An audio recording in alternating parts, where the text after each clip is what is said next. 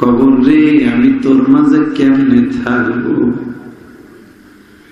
আমি দেখতেছি কত হাজার হাজার মানুষ এই কবরে ঘুমাইছে, আজ পর্যন্ত কেউ কোনদিন আফসোস করল না, কেউ কোনদিন বলল না আমি কবরে কেমন আছি।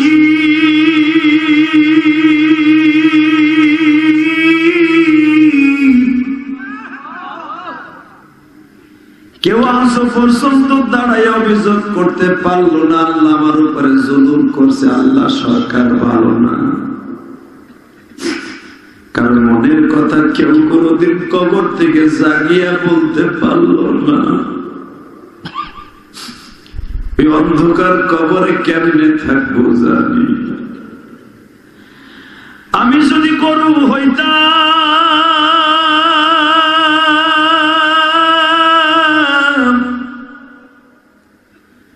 মানুষের হাল কাজের হাল চাষ করার মধ্যে কাজে লাগতাম, আমি যদি দেম্বা বুড়া ভেড়া হইতাম, আমার জবাইতে মানুষ খেয়ে ফেলতো, কোন হিসাব লাগতো না।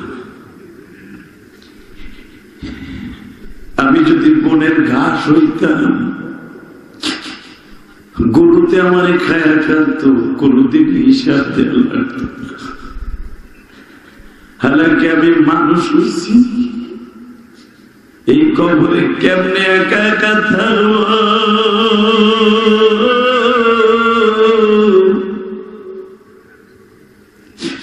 কেমনে থাকবো কবরে,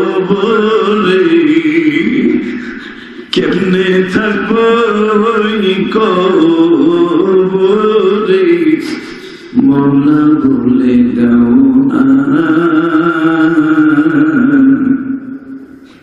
ওই কবরে একা একা থাকতে পারবো না।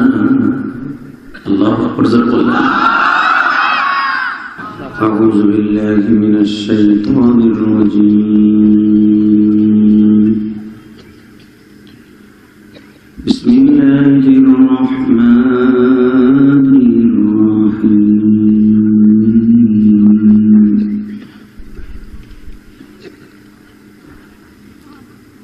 কুল জাআল হক